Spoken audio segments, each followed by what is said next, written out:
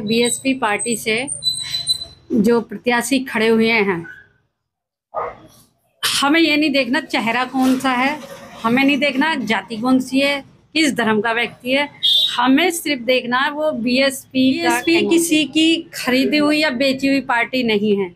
ये हमारे महापुरुष जो रहे हैं उनका त्याग बलिदान और उनकी जो संघर्ष रहा है, सब मान्यवर इतने सारे लोग हैं जो बीएसपी को तोड़ने के लिए ही खड़े हुए हैं और बीएसपी का जो वोटर है उसे तोड़ने की जिसे नेता बनने का शौक होता है, जो नेता बनने के उसमें रहता है, उसे तो ये है कि बहन जी की कुर्सी मुझे कम मिले। वो बहन जी की कुर्सी को कैंडिडेट ना देखें, जाति ना देखें, धर्म ना देखें, वर्ग ना देखें, कुछ ना देखें, सिर्फ आप देखें तो बीएसपी का चुनाव चिन्ह हाथी देखें।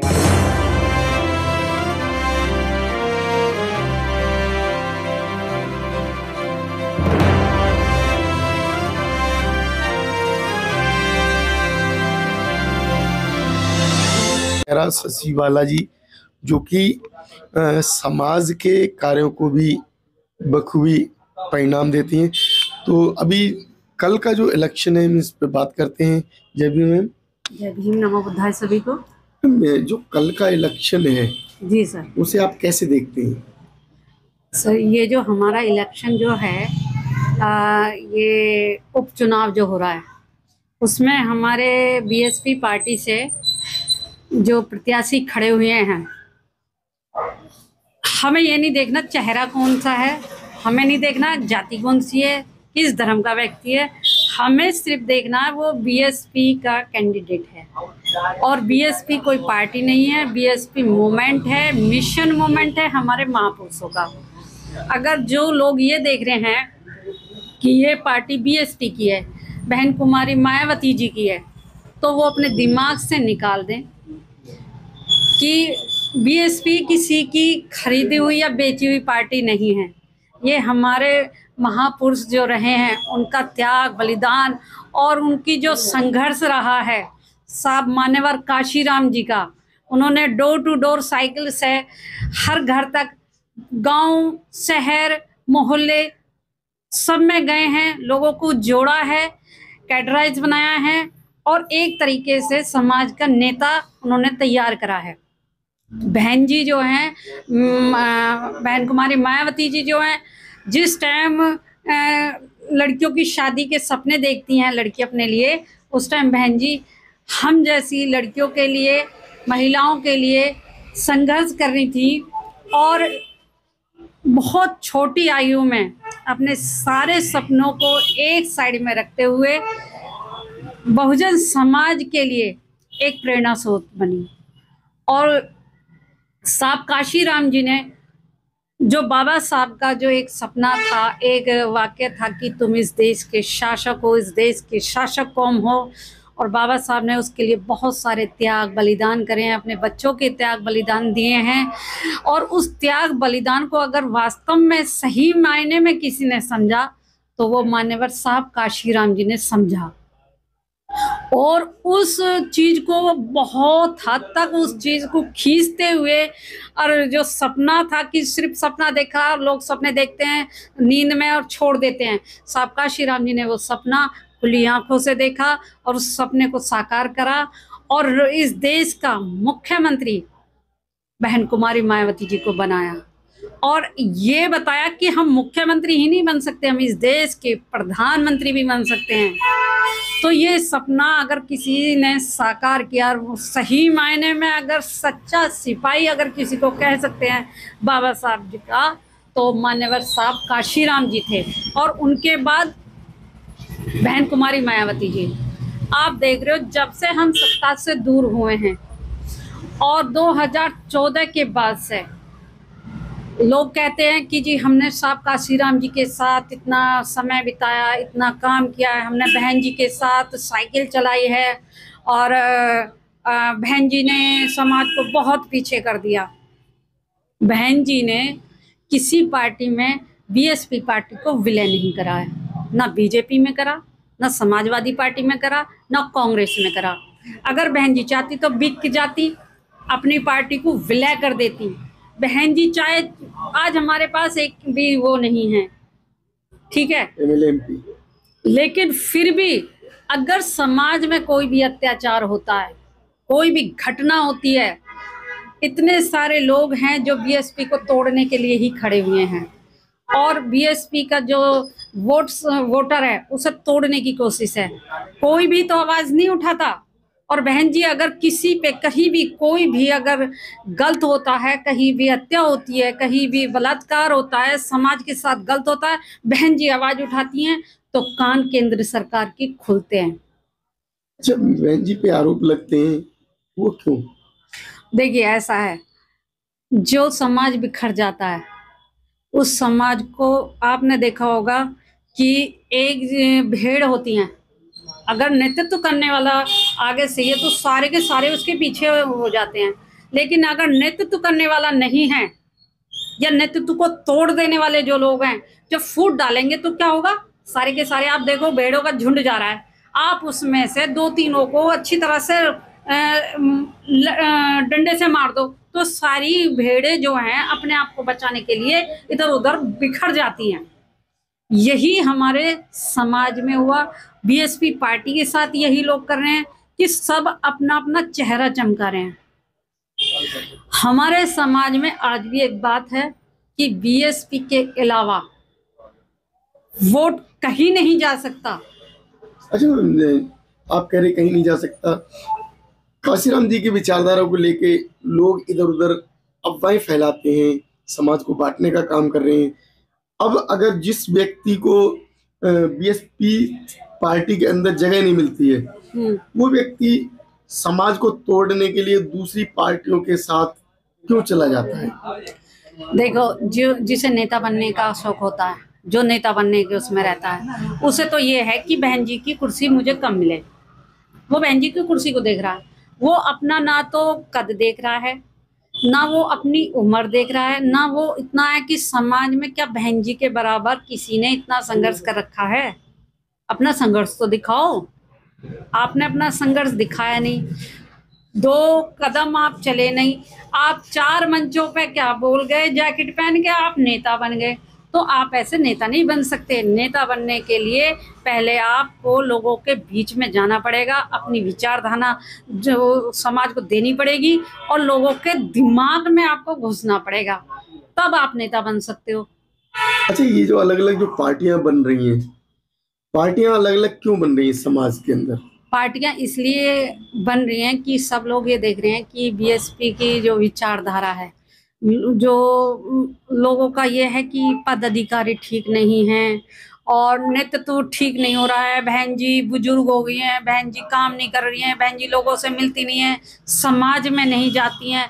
इस तरह की जब विचारधारा समाज में फैली बहन जी के खिलाफ, बीएसपी के खिलाफ, तो उन लोगों ने इस चीज का फायदा उठाना चाहा कि जी बहन जी अब बुजुर्ग हो गई है, बहन जी तो बी टीम हो गई है, बहन जी सी टीम हो गई है, डी टीम हो गई है। अरे किसकी हो गई है?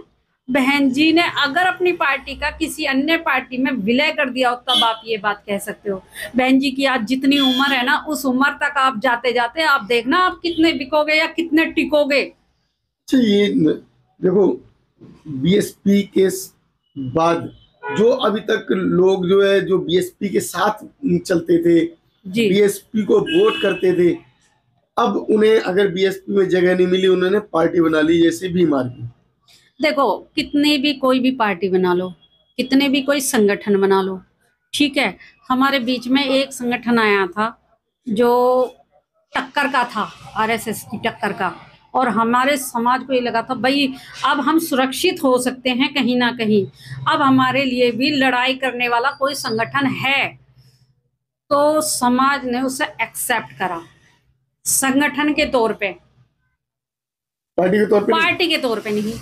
अगर पार्टी के तौर पे अगर हमारा समाज उसे भाई भीम आर्मी को सपोर्ट करता है ना, आजाद समाज पार्टी को सपोर्ट करता, तो आज जो है 2014 से तो कितने मतलब आपका 2022 का चुनाव भी गया है, 19 का चुनाव भी गया है, 24 का भी चला ये जो है, ठीक है, लेकिन इसमें कहीं से कहीं तक भी समाज जो है अभी एक्सेप्ट करने लायक, एक्सेप्ट ही नहीं कर पा रहा, अच्छा, दिमाग में नहीं है। उनके दिमाग में ये है कि भाई हमारा जो सही तरीके से हमें दिशा दे सकता है, हमें सम्मान दे सकता है, हमें राजनीतिक तौर पे आगे बढ़ा सकता है, वो सिर्फ एक ही पार्टी हो सकती है, बीएसपी पार्टी, और कोई नहीं। क्योंकि पता है 4 दिन होते नहीं है पार्टी बन गई।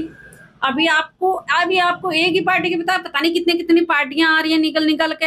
हर तीसरे चौथे दिन तो पता चलता कि जी एक पार्टी तैयार हो गई। तो समाज जो है सबको देख रहा है कि टिकाऊ कौन है और बिकाऊ कौन है। टिकाऊ के पीछे है सब, बिकाऊ के पीछे कोई नहीं है। अच्छा, तो ये जैसे कि अलग अलग पार्टियां बन जाती हैं, अपने अपने कैंडिडेट उतार देती हैं, जी तो आपका समाज तो बट गया। देखिए, समाज को बांटने की कोशिश की जा रही है।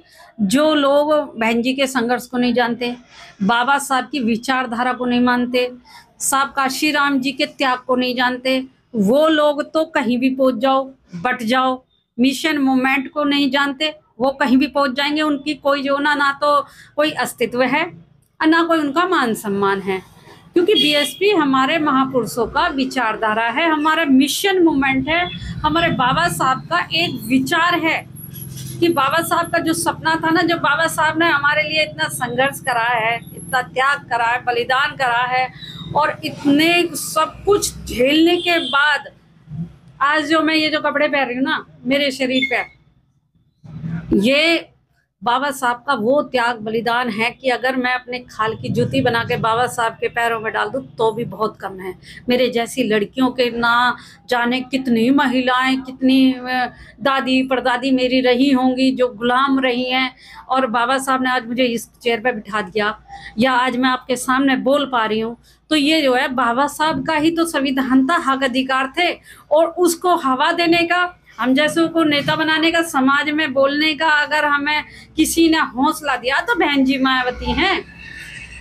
आज हम बहन जी को कॉपी करते हैं तभी तो हम बोल पाते हैं, नहीं तो उससे पहले जब तक हमारी सरकार नहीं बनी थी, मुख्यमंत्री बहन जी नहीं बनी थी, कितने औरतें बोलती थी, कितनी लेडीज के आपने इंटरव्यू लिए होंगे अपने उस पे आके। कभी आपने किसी का कोई लेख पढ़ा होगा? कोई नहीं पढ़ा। क्योंकि बहन जी को कॉपी करते हुए, बहन जी को अपना आदर्श मानते हुए आज हम महिलाएं जो हैं, आज हम बहन जी के तरह से बोल पा रही हैं। तो ये बहन जी का ही तो वो है, मिशन मूवमेंट ही तो है, साहब काशी राम जी की त्याग बलिदान ही तो है। अन्यथा जो है साहब काशी राम जी को कौन रोकने वाला था? वो भी अपनी शादी करके अपना परिवार बढ़ाते। बाबा साहब जी को किसने रोका था? बाबा साहब चाहते तो कितने ही धन दौलत लेके किसी भी जाके विदेश में, किसी देश में जाके अपने आप को मतलब रहने लगते वहां पे। मायावती जी को किसने रोका था? बहन जी तो चाहती थी आईएएस ऑफिसर बनने के लिए। उन्होंने अगर अपने सपनों को छोड़ा है, अपने परिवार से जंग लड़ी है, समाज से जंग लड़ी है, तो ऐसे ही थोड़ी ना। देखिए, कहने में और सुनने में बहुत अंतर होता है। आप उस स्तर को देखो तो सही, जब बाम सेब में बहन जी अकेली साहब काशी राम जी के साथ, और जो सब जैंसी तो थे, बहन जी अकेली तो थी, तो कितने कितने लांछन बहन जी पे नहीं लगे होंगे, कितने कितने लोगों ने कहानियां नहीं बनाई होंगी, कितने बातें ना बनाई होंगी बहन जी के लिए। लेकिन बहन जी ने सबको जो ना बाहर निकाला। काशी राम जी ने एक ही लक्ष्य बनाया, सिर्फ लक्ष्य की तरफ चलो, इन सब चीजों को छोड़ दो, गंदगी को। और बहन जी ने उसी चीज पे चलते हुए, सारी गंदगी को छोड़ते हुए उस लक्ष्य को प्राप्त करा, 4 बार मुख्यमंत्री बनी।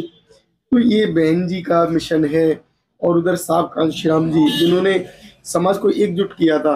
आज साहब कांशीराम की विचारधारा को एकजुट, जो विचारधारा हुई थी, उसे उन्हीं के नाम से तोड़ा जा रहा है। सिर्फ साहब काशी राम जी का जो है नाम लेके समाज को बहकाया जा सकता है, गुमराह किया जा सकता है, हटाया नहीं जा सकता। और अगर आप ये कहना चाहते हैं कि बहन जी का जनाधार खत्म हो गया, एक सीट भी हमारी नहीं है, तो मुझे ये बताओ 2014 के बाद से कौन सी सरकार है? किसकी सरकार है? ये आज बीजेपी की सरकार है, समाजवादी पार्टी की नहीं है, कांग्रेस की नहीं है, या इतनी सारी देश में पार्टियां, किसी भी पार्टी का अगर कोई अस्तित्व हो तो बताओ, तो अब तो हमें कह सकते हैं जी और पार्टियों का तो अस्तित्व है, हमारा अस्तित्व ही नहीं है। तो ये जो आपका समाज अगर एकजुट हो जाए, आपकी जो पार्टियां एकजुट होने को तैयार क्यों नहीं है? वो दूसरों के पास चली जाती हैं, राहुल गांधी जी के पास, उससे पहले अखिलेश जी के पास, पैरों में गिर रहे हैं। तो आपकी जो समाज के लोग बहन जी के पैरों में क्यों नहीं गिर रहे? मेरी बात सुनिए, मैं उन लोगों की क्या बात कह सकती हूँ जो लोग गुलाम हो?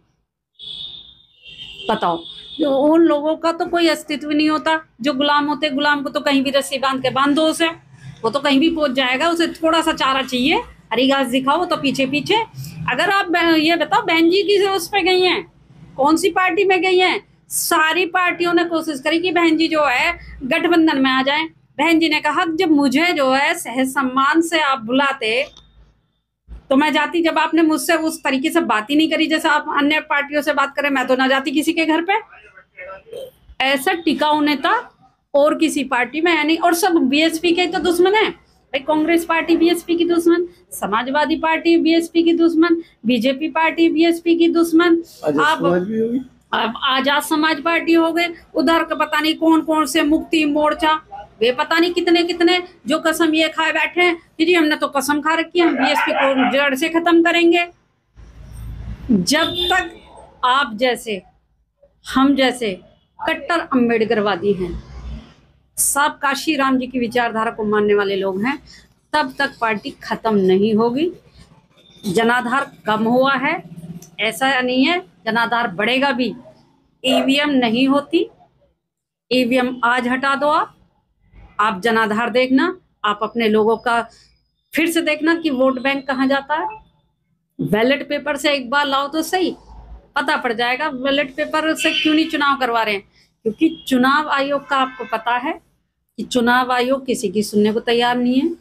सारे देश तो कह रहे हैं ईवीएम में गड़बड़ है, लेकिन चुनाव आयोग मानने को तैयार नहीं है। जब पूरा देश विरोध में है तो बैलेट पेपर से एक बार चुनाव कराओ, पता पड़ जाएगा किसका वोट बैंक कितना कम हुआ है। समाज को क्या संदेश दोगे? मेरा तो यही संदेश है, उपचुनाव में जितनी भी सीटें हैं आप कैंडिडेट ना देखें, जाति ना देखें, धर्म ना देखें, वर्ग ना देखें, कुछ ना देखें, सिर्फ आप देखें तो बीएसपी का चुनाव चिन्ह हाथी देखें और बड़े शान से आप जाएं। डरे ना, बहकावे में ना आए, क्योंकि बिका हुआ समाज कभी शासक नहीं बन सकता, गुलाम व्यक्ति कभी शासक नहीं बन सकता। निडर होकर जाएं, किसी के बहकावे में, पैसे में, बोतल में, मिठाई में, कपड़ों में ना बिके। आप बाबा साहब के सिपाही हैं, आप सब काशी राम जी के मिशन के सिपाही हैं, इसलिए आप किसी के चेहरे को ना देखें, सिर्फ बाबा साहब को देखें, सब काशी राम जी के चेहरे को देखें, उनके मिशन मोमेंट को देखें और शान से जाएं, हाथी का बटन दबाएं। साथियों, आप कहाँ तक सहमत हैं और क्या आपको वोट करने में अपनी समझ जो दिखाई दे रही है? ये जो शशिवाला जी ने जो अभी विचारधारा आपको बताई, आप कितने इस विचारधारा से सहमत हैं हमारे कमेंट बॉक्स में जरूर बताएं। चैनल सब्सक्राइब करें, वीडियो लाइक शेयर करें। धन्यवाद। नमोदय, जय भीम।